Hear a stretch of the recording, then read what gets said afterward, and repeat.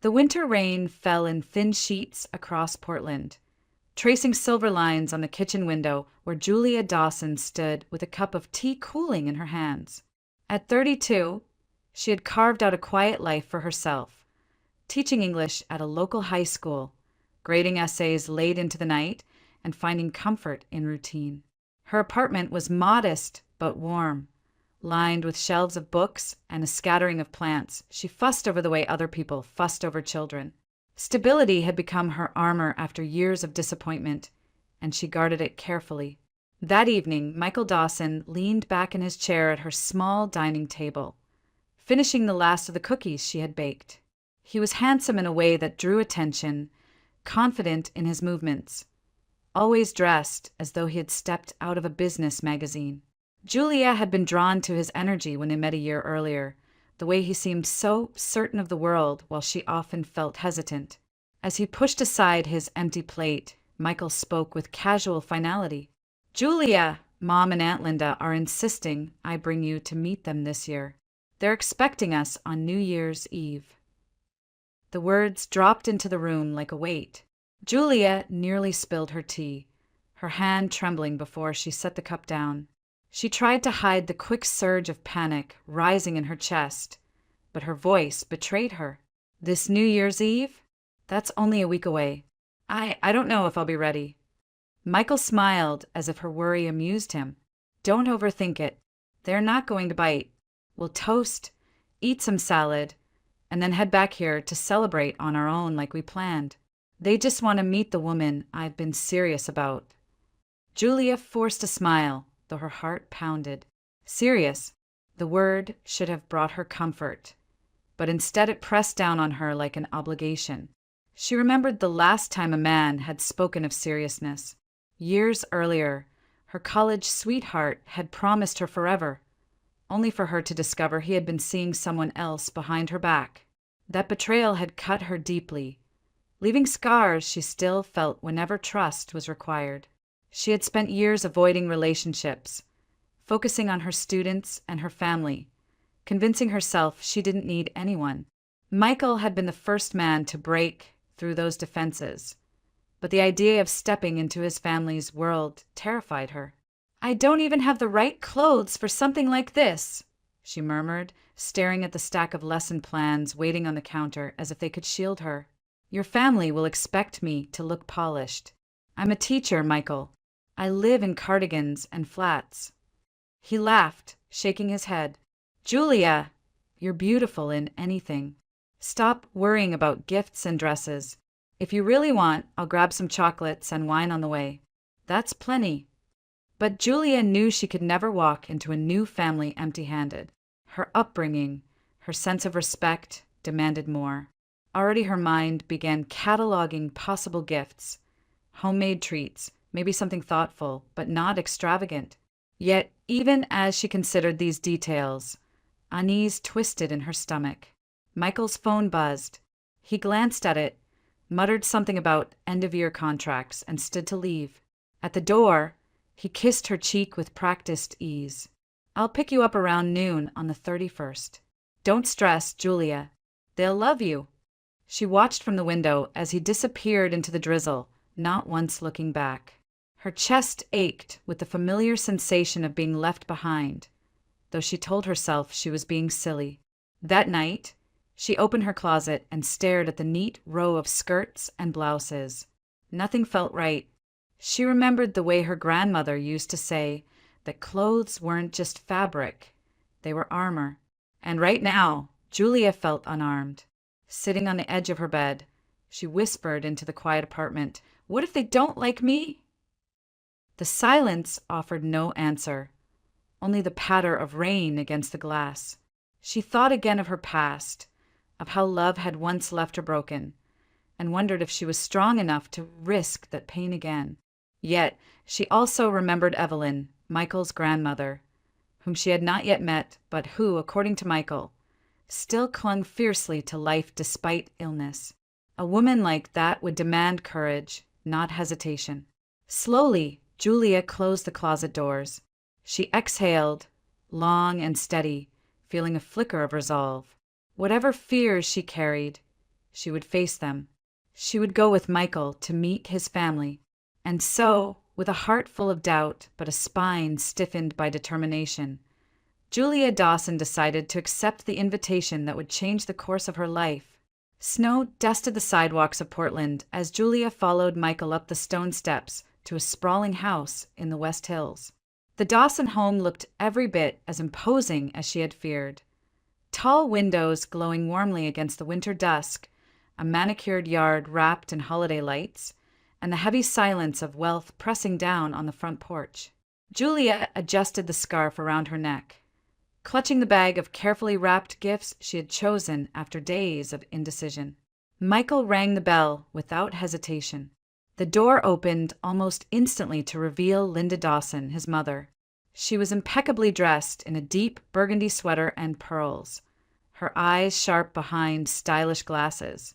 At her side stood Aunt Victoria, slightly younger, with a smile that didn't quite reach her eyes. "Mom! Aunt Victoria, this is Julia," Michael announced, his tone carrying both pride and expectation. "Julia," Linda said smoothly, extending her hand. "At last.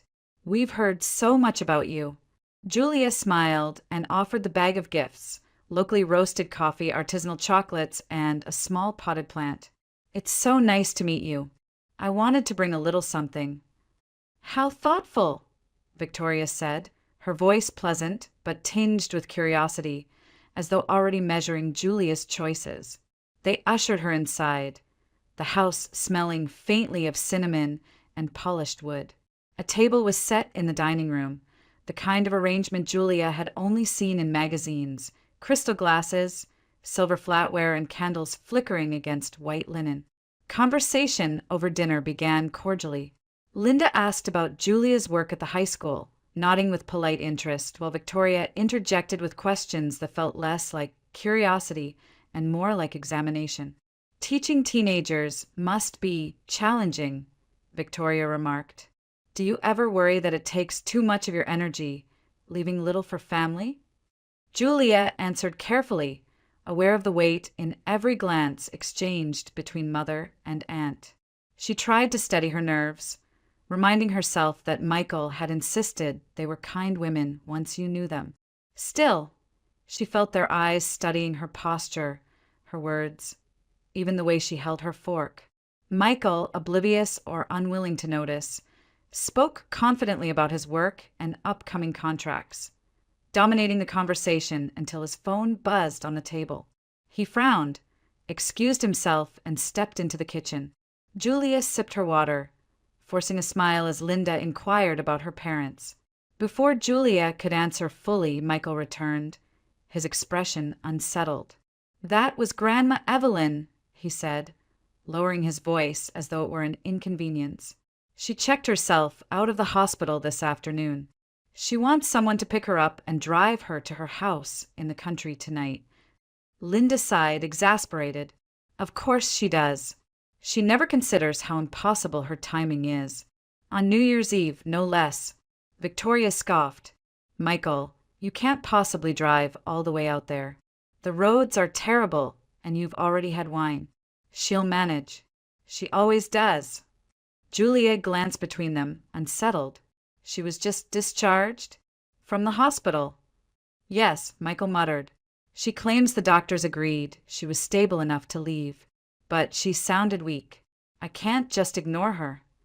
Linda waved a dismissive hand. "Call a rideshare. Let her take an Uber. She chose to leave against medical advice, didn't she? That's not our burden tonight." Something in Julia recoiled at the coldness in the room.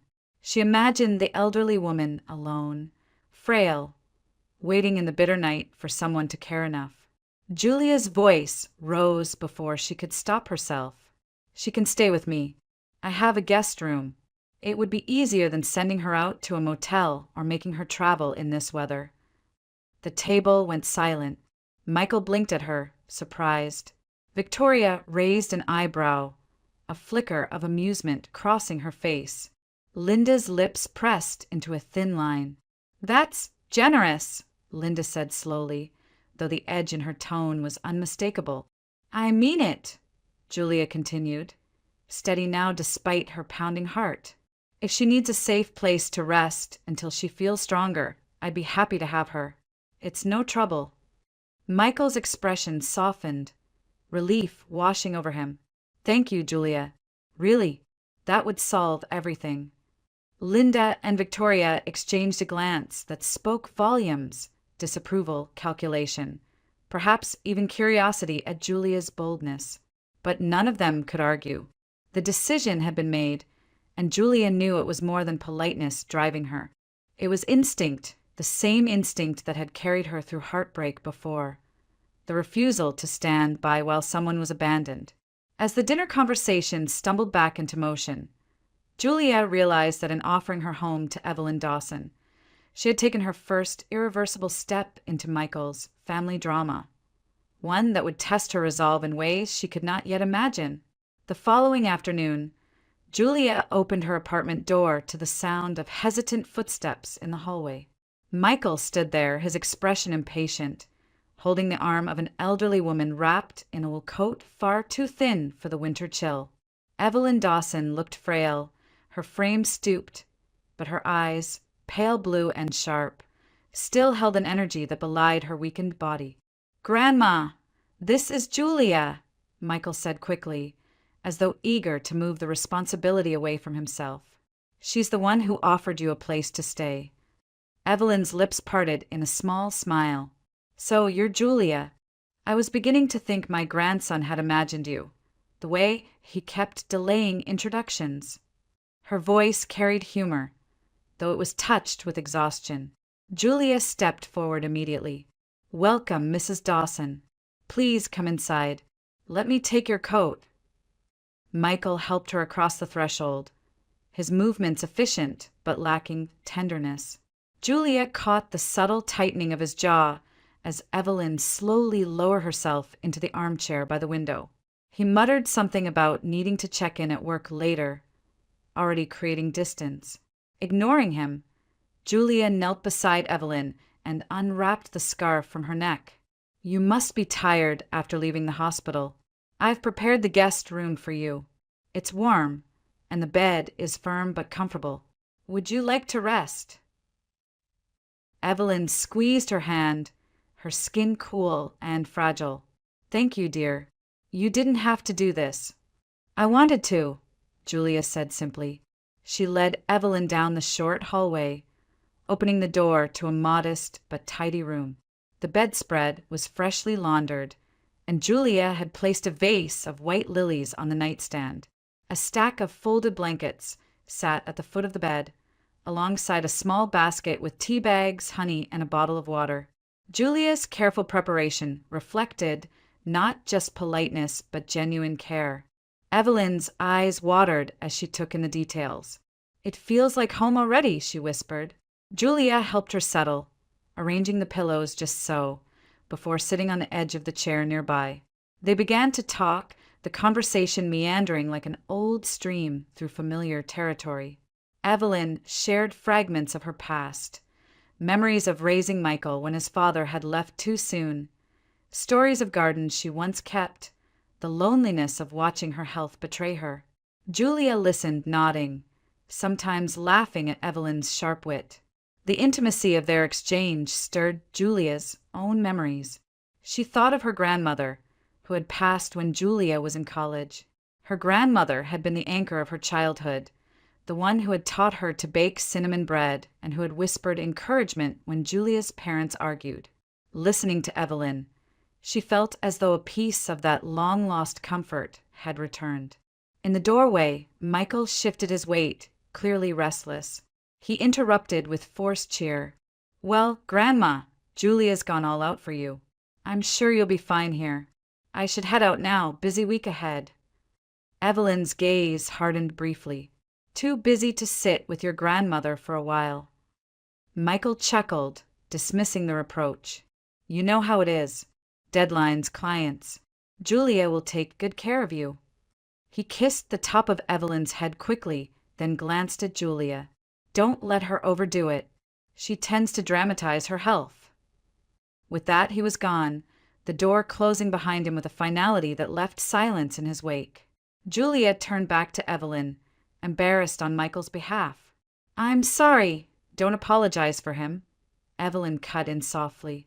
"Michael's been distracted for years. You have nothing to be sorry for." The older woman leaned back against the pillows, her eyes on Julia. "You remind me of someone. Your hands, the way you straighten the blankets. It's the same gentleness my sister once had. People like you are rare, Julia. Don't let anyone convince you otherwise." Julia felt her throat tighten. She had spent so long doubting her worth, retreating into solitude after betrayal, that hearing such words struck her like sunlight breaking through clouds. That evening, Julia brewed chamomile tea and carried 2 cups into the guest room. Evelyn sat propped up, her cat Morka curled against her legs, purring softly. Together, they sipped tea, the warmth filling the quiet space. They spoke of books, of Portland's endless rain, of the small joys that made life tolerable. It was the beginning of something unexpected, a bond not of obligation but of choice. In Evelyn's gratitude and Julia's instinctive kindness, they found a connection that Michael neither noticed nor valued. As Julia dimmed the light and wished Evelyn good night, she realized that the decision she had made at that dinner table to welcome a frail old woman into her home was already changing her life in ways she could not yet measure. January crept into Portland with its gray skies and constant drizzle.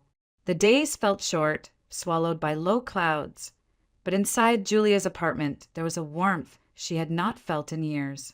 Evelyn had settled into the guest room as though she had always belonged, her presence transforming the quiet apartment into something richer.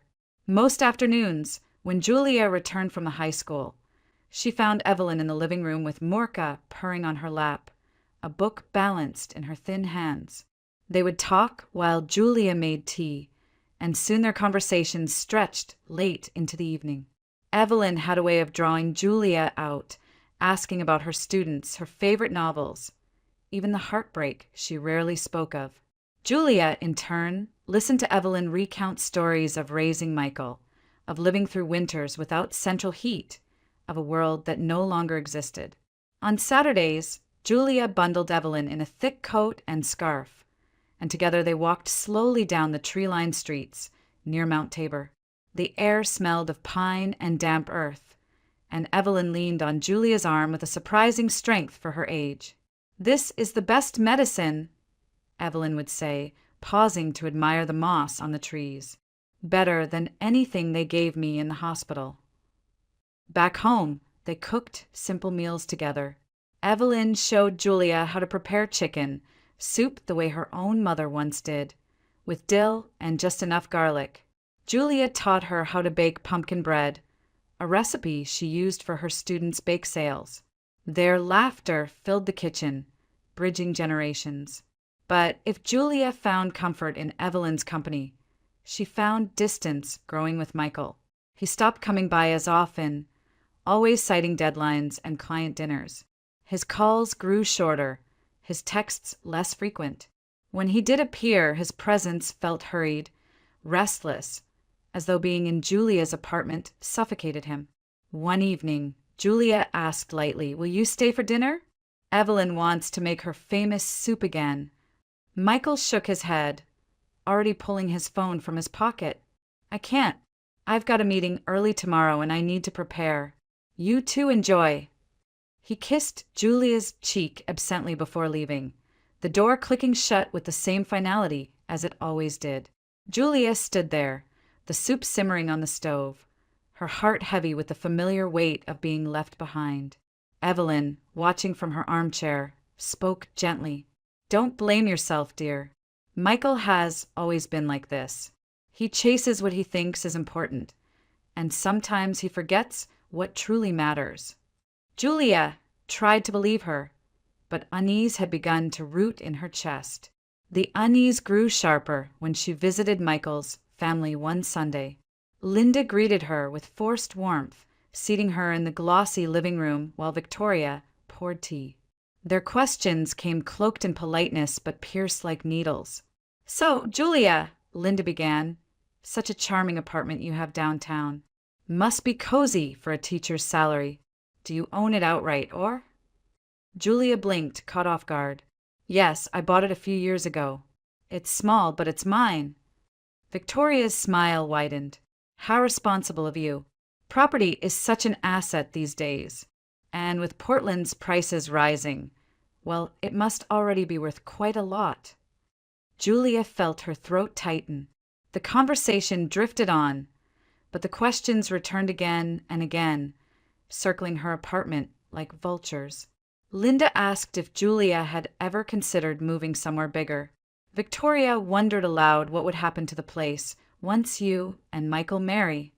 Julia left that evening with a polite smile fixed on her face, but as she drove home through the rain, her hands tightened on the steering wheel. Their interest hadn't been casual curiosity. It had felt calculated. When she walked into her apartment, Evelyn was waiting, Morka curled beside her. They asked about your place, didn't they? She said, reading Julia's face as if she already knew. Julia hesitated, then nodded. It was strange. I felt like they weren't asking because they cared. More like they were measuring me. Evelyn's eyes softened with sympathy. That's because they were. Don't let them unsettle you. Your home is your sanctuary. Protect it. Julia sat beside her, comforted but still unsettled. She wanted to believe Michael was different, that his mother and aunt's questions had nothing to do with him. Yet the seed of doubt had been planted. As the weeks passed, Julia clung to her bond with Evelyn. Their shared walks, their quiet meals, their laughter, all of it reminded Julia of the grandmother she had lost long ago. And while the rain continued to fall over Portland, Julia began to realize that her apartment was no longer just hers. It had become a refuge, a place of belonging for both herself and Evelyn. But beneath that warmth lay shadows she could no longer ignore. The winter rain showed no sign of easing. Portland streets glistened under the constant drizzle, street lamps casting fractured halos on the pavement. Julia had grown used to the rhythm of rain tapping her windows at night, but lately, that sound had become a companion to her unease. Michael's visits had dwindled further. Days passed with only brief phone calls, always cut short by claims of client dinners, late meetings, or contracts he couldn't afford to lose. He no longer lingered in her apartment, no longer shared quiet breakfasts or laughter over evening tea. Julia told herself it was the season. That work often piled up at the start of the year. But in the pit of her stomach, something twisted. One evening, after a long day at school, she returned home to find Evelyn waiting in the armchair by the window, Morka curled in her lap. The old woman's eyes tracked Julia carefully as she hung up her coat. You haven't seen him much lately, Evelyn said, not unkindly, but with the sharp perception Julia had come to respect. Julia forced a smile. He's busy. Work never stops for Michael. Evelyn stroked Morka's fur slowly. Busy, yes, but sometimes busy is just another word for elsewhere. Don't ignore your instincts, Julia. They've probably tried to warn you before. Julia hesitated, her throat tightening. She lowered herself onto the couch opposite. When I was in college, I thought I had everything figured out. His name was Aaron. We talked about marriage, about the future. I believed him. Then one night, I found out he'd been seeing another woman for months. Everyone else seemed to know but me. I was the fool who kept believing his excuses. Her voice wavered. The memory was still raw, though years had passed. I promised myself I'd never go through that again, that I'd recognize the signs, trust my gut. But with Michael, I keep giving him the benefit of the doubt. Evelyn leaned forward, her frail hands gripping Julia's. Aaron betrayed you, yes, but you're not a fool for wanting to believe in love. What matters is that you learned something. You learned that silence, distance, the endless excuses, those are signs. You can't pretend not to see them. Julia nodded, though tears pricked her eyes. She wanted to defend Michael, to argue that he was simply overwhelmed. Yet the evidence built against him with each unanswered text, each late-night excuse. Each weekend he promised to visit, but didn't. The following Sunday, Michael's family invited Julia to lunch again. She went reluctantly, hoping to ease the tension she still felt from their last meeting. Linda and Victoria greeted her warmly, their smiles polished, their questions precise. "How's the school year going, dear?" Linda asked, refilling Julia's teacup before steering the conversation in another direction. "And how's your apartment holding up in this weather? You mentioned you live alone. Must feel like a lot of responsibility." Victoria leaned in, eyes sharp. "I suppose once you and Michael marry, it'll make sense for him to take on more of that responsibility. Men should handle property, don't you think?" Julia's stomach nodded. The way they spoke of her home, as though it were already theirs to manage, made her feel stripped bare. She offered non-committal answers, polite smiles, but inside, unease churned like a storm. When she returned home that evening, Evelyn was waiting as always. Julia told her about the lunch, about the questions that lingered like thorns. Evelyn listened, her gaze unwavering. "They're circling you, Julia," she said softly, "like vultures.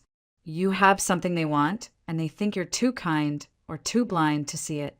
Don't let them mistake your kindness for weakness." Julia sat in silence, staring at the rain streaking the window.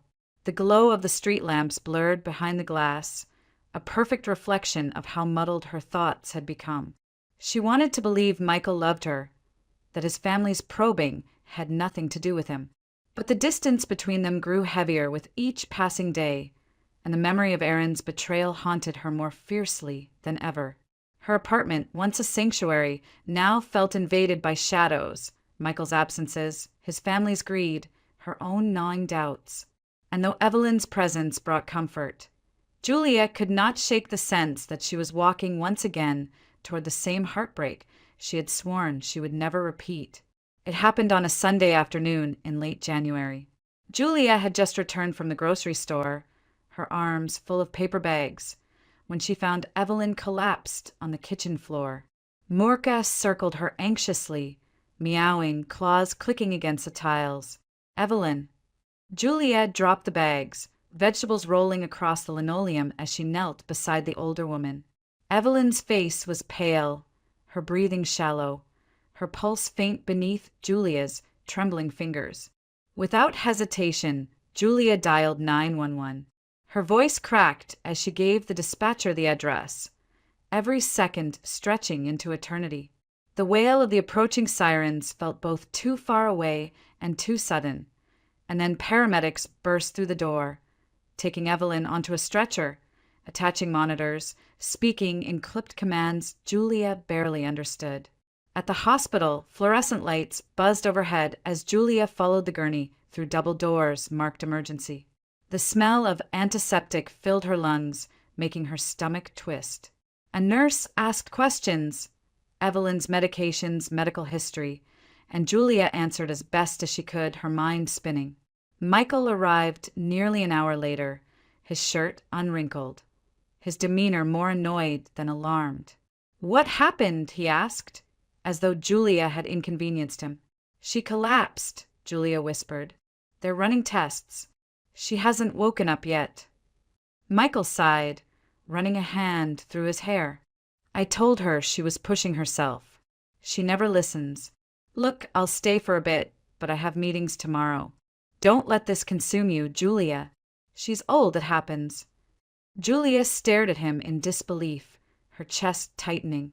She wanted to shout that this was his grandmother, the woman who had raised him, the one who had remembered every detail of his childhood when he couldn't be bothered. But her voice caught, and all she managed was a hoarse, "She needs us." Michael checked his watch.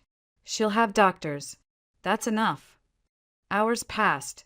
Julia remained at Evelyn's side in the ICU, the steady beep of machines marking time. She held Evelyn's hand, whispering encouragement as nurses adjusted for lines and monitors. Evelyn's face was peaceful, but her stillness frightened Julia more than anything. Late into the night, Evelyn stirred faintly. Her eyelids fluttered open, and her weak voice broke through the hum of machines. "Julia!"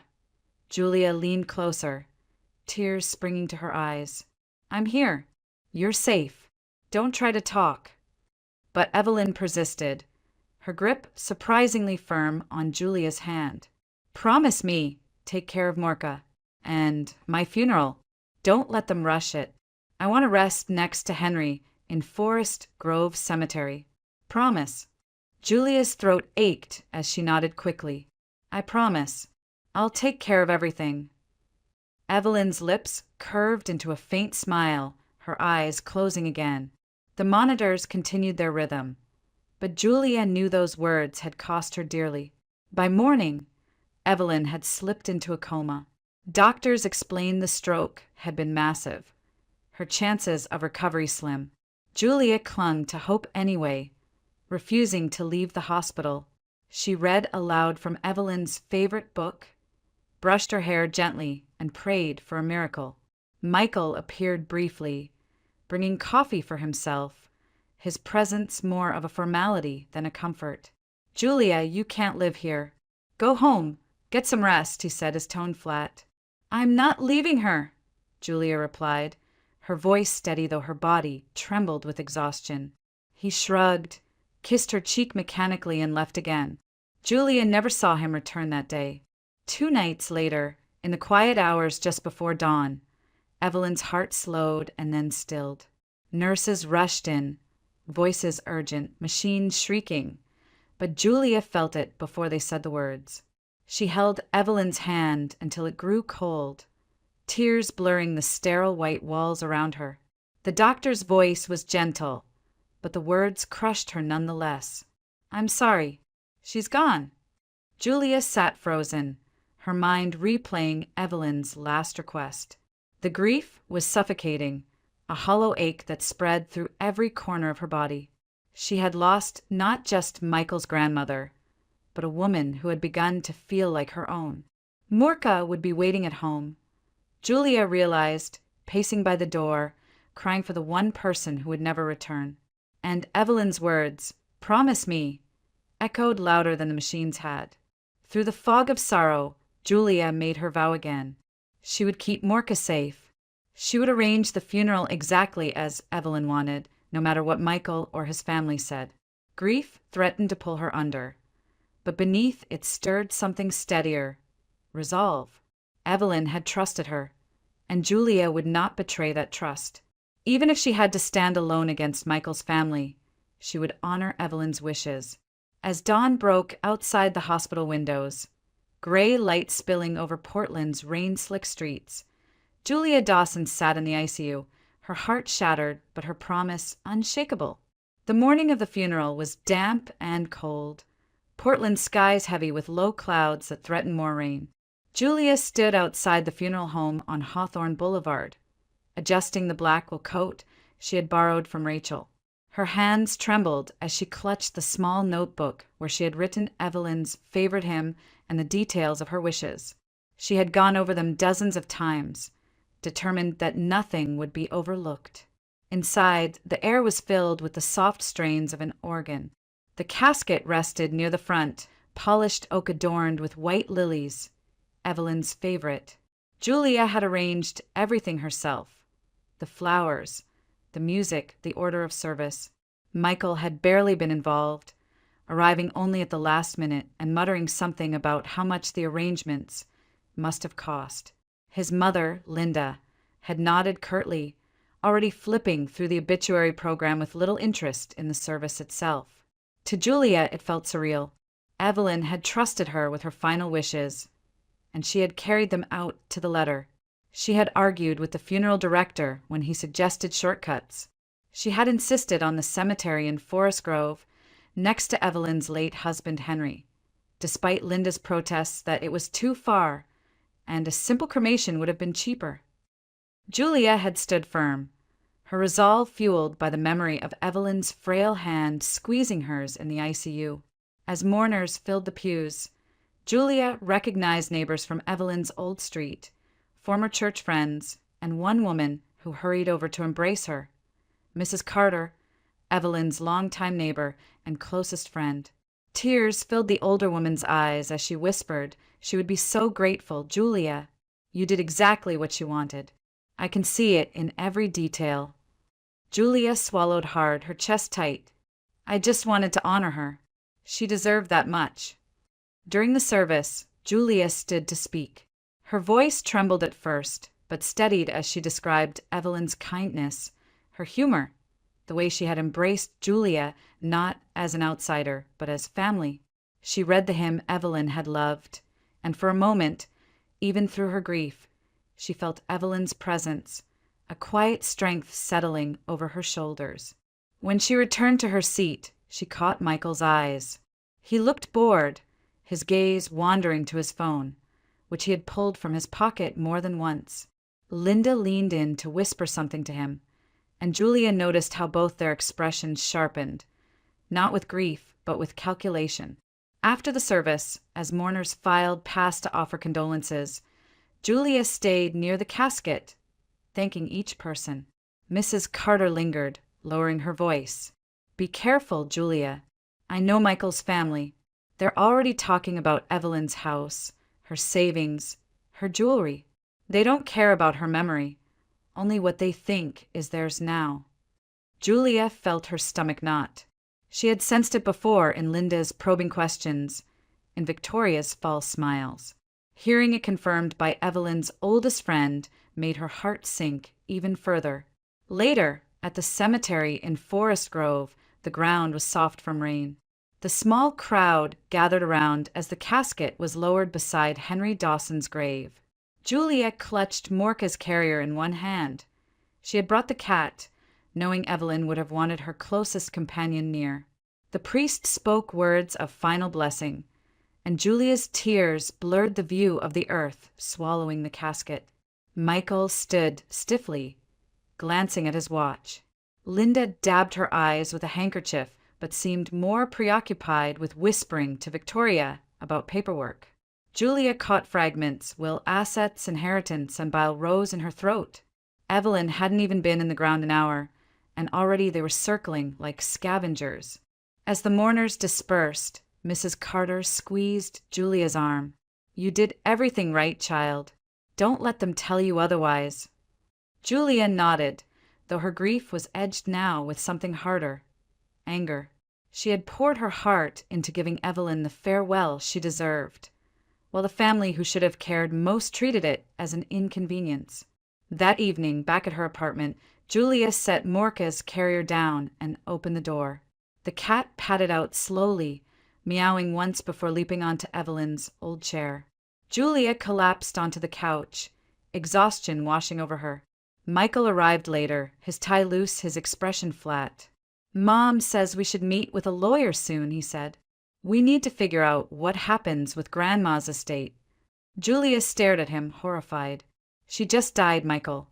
We buried her today. Can't you think about her for once, instead of what she left behind? He rolled his eyes. Don't be dramatic. This is how things work.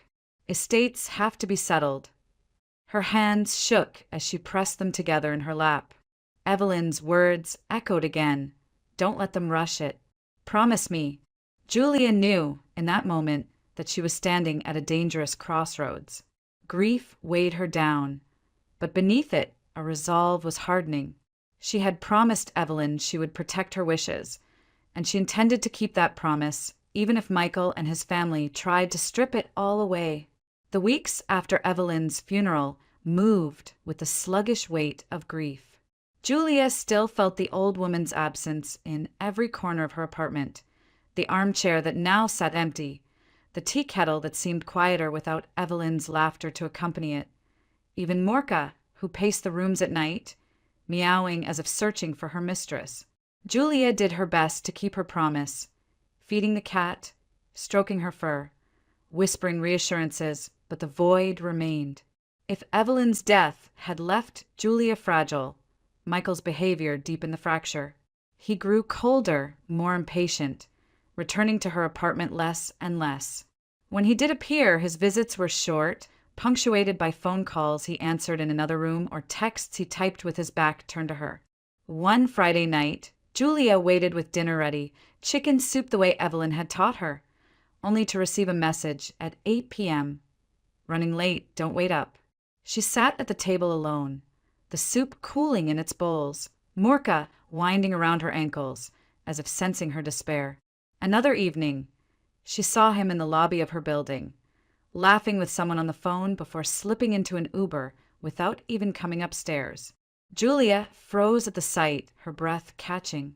The laugh had been too carefree, too familiar, the kind of laugh he hadn't shared with her in months. The name Crystal more surfaced one night in conversation, almost by accident.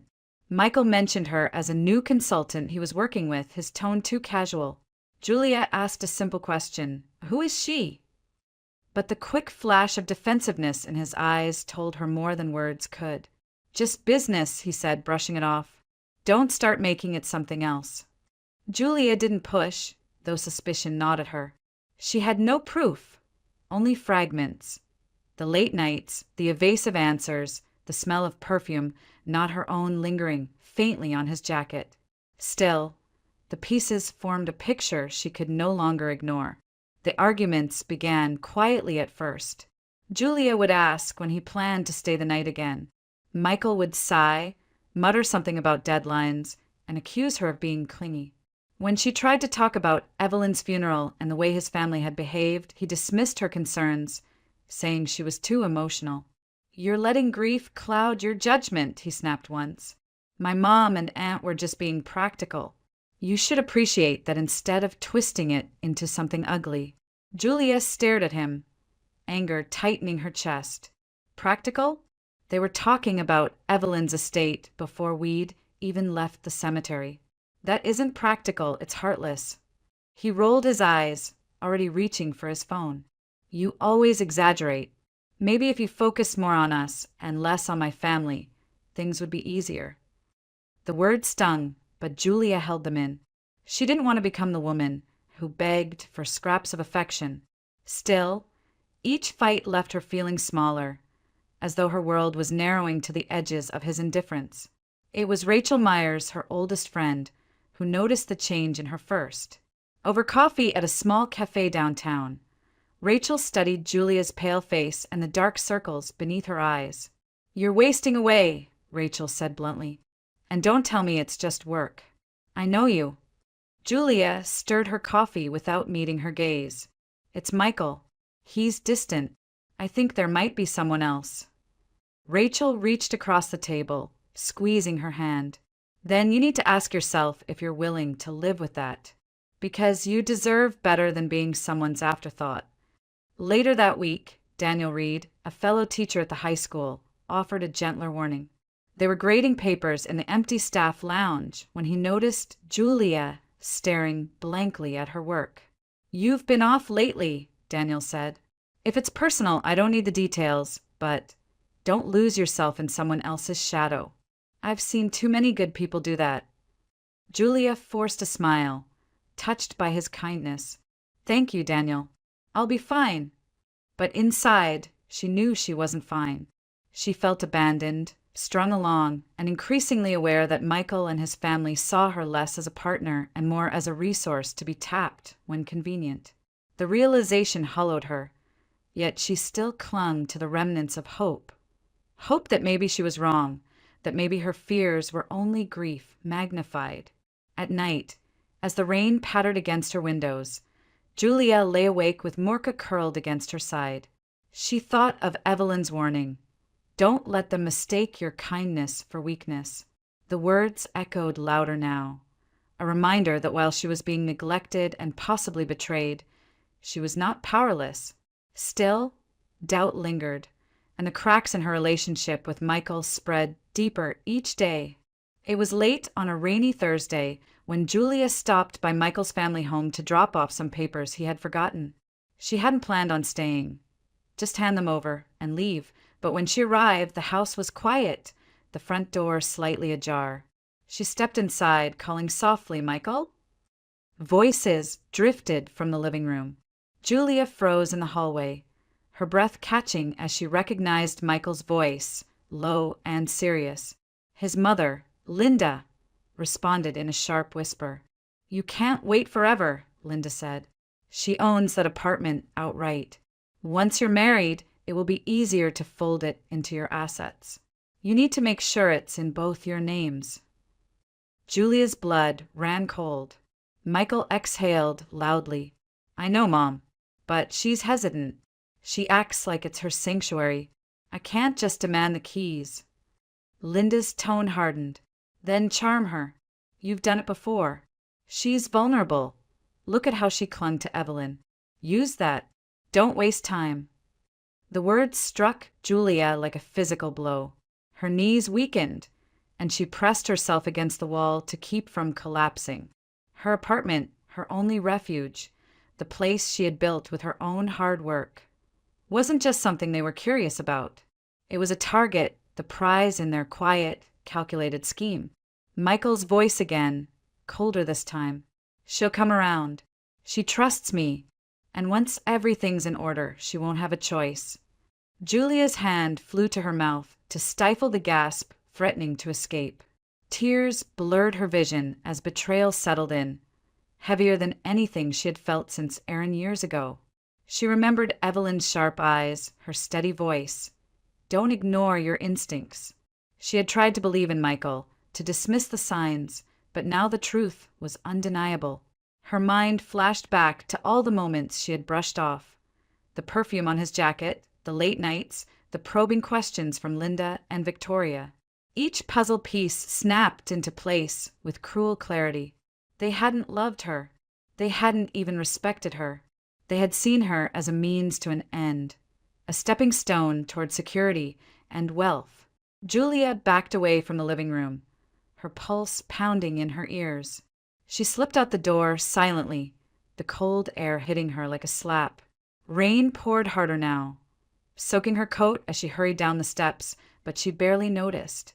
Her thoughts were a whirlwind: fury, grief, humiliation.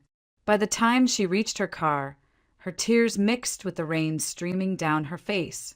She sat behind the wheel, gripping it so tightly her knuckles whitened. Evelyn's voice returned to her again, clearer than ever. Trust your instincts. She had ignored them for too long, silenced them in the name of love, in the desperate hope that this time would be different. But Evelyn had been right. Instincts were not lies. They were warnings. And now Julia knew the truth. She drove home in silence, every mile widening the distance, not just between her and Michael's house, but between her and the version of herself who had once believed in him. Murka greeted her with a plaintive cry at the door, and Julia bent to scoop the cat into her arms, pressing her face into the soft fur as sobs broke free. For hours she paced the apartment, replaying the conversation over and over. Betrayal sat like poison in her chest, yet beneath the devastation, something steadier began to form. She thought of Evelyn's funeral, of Michael checking his phone while she poured her heart into honoring his grandmother. She thought of Linda's sharp questions, Victoria's calculating smiles, and she thought of Michael himself, how he had once charmed her, only to discard her care the moment it conflicted with his ambition. Julia wiped her face, her expression hardening. No more excuses, no more waiting for him to change. She would not let them take from her the one place that was truly hers, the one thing that represented her independence and resilience. By the time dawn broke, gray light creeping into the apartment, Julia's decision was made. She would end it. Whatever love she had clung to was gone, shattered by the truth she had overheard. She would not be Michael's victim. She would not let his family strip her of her dignity or her home. Her heart still ached, but there was resolve now where only doubt had lived before. Julia Dawson had trusted her instincts at last, and they told her clearly it was time to walk away. Julia didn't call ahead. She knew if she did, Michael would find a way to avoid her, to twist her words or delay the inevitable. Instead, she drove to his office the next afternoon, her hands steady on the wheel despite the storm raging in her chest. The rain beat down against Portland streets, a relentless percussion that mirrored her resolve. Michael looked up from his desk as she entered, surprise flickering across his face before he masked it with that practiced smile. "Julia, I wasn't expecting you." She shut the door behind her. "We need to talk." He leaned back in his chair, casual, as though this was just another negotiation. "If this is about the other night, my mother tends to exaggerate. Don't let her put ideas in your head." Julia's voice was calm, sharper than she intended. "I heard you, Michael. Both of you. Talking about my apartment, about how to make it yours after we got married. You weren't planning a future with me. You were planning a future with my home." His smile faltered, then returned, thinner now. "Julia, you misunderstood." "No," she cut in. "For months, I've ignored my instincts. I told myself you were busy, that your family was just curious. But I won't ignore them anymore. Evelyn told me to trust them, and I am." At the mention of his grandmother, Michael's face darkened. "You think you're some saint because you played nurse for her? She was my family, not yours." Julia's eyes filled with tears, but she didn't waver. "She trusted me more than she trusted you. She asked me to care for her, to honor her wishes. And I did. You couldn't even stay at the hospital long enough to say goodbye." For the first time, Michael was silent. His jaw tightened, his hands clenching on the desk. "This is over," Julia said finally. "Whatever we had, it's done. You and your family will not touch my home, my life, or anything that belongs to me. I'm walking away, Michael. And you're going to live with the fact that you lost me, not because I wasn't enough, but because you never cared to see that I was." She turned before he could reply, the slam of the door punctuating her words. In the weeks that followed, the Dawsons tried their best. Linda called under the guise of reconciliation, her tone dripping with false sweetness. Victoria sent messages hinting at family obligations. Even Michael appeared once at Julia's door, rain dripping from his coat, eyes pleading. But Julia didn't open it. She had made her choice, and no amount of charm or manipulation would undo it. Her apartment remained hers alone, a fortress she guarded not with locks, but with the strength Evelyn had helped her find. She threw herself back into her teaching, rediscovering joy in her students' essays, and the laughter echoing through the classroom. The emptiness Evelyn left never truly vanished, but Julia filled it by caring for Morka, by keeping the old woman's memory alive in small rituals. The tea they used to share, the walks through Mount Tabor when the rain lightened. Often, Julia visited Mrs. Carter, bringing Morka along. The elderly neighbor would smile through tears, stroking the cat's fur as they reminisced about Evelyn. Together, they kept her spirit alive, not through grand gestures, but through the simple act of remembering. Rachel remained by Julia's side, her friendship a steady anchor. Daniel checked in often at work, his concern quiet but genuine.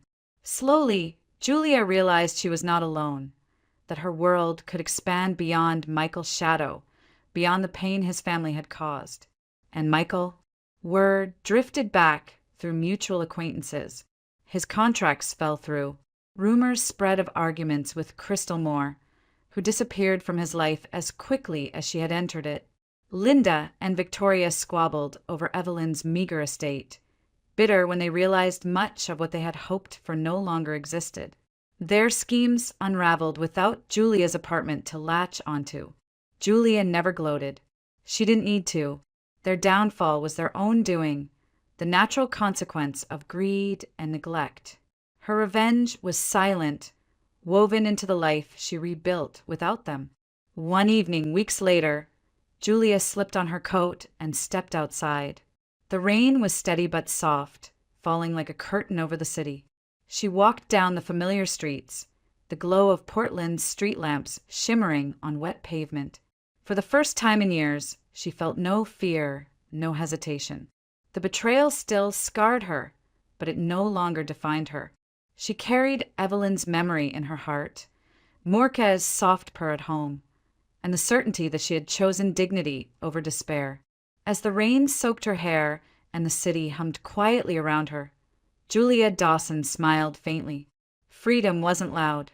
It didn't need to be. It was the simple act of walking into the night, unafraid, knowing she had reclaimed her life. Her sweet revenge was not in striking back, but in living well, while those who betrayed her were left with nothing but the echo of their own greed.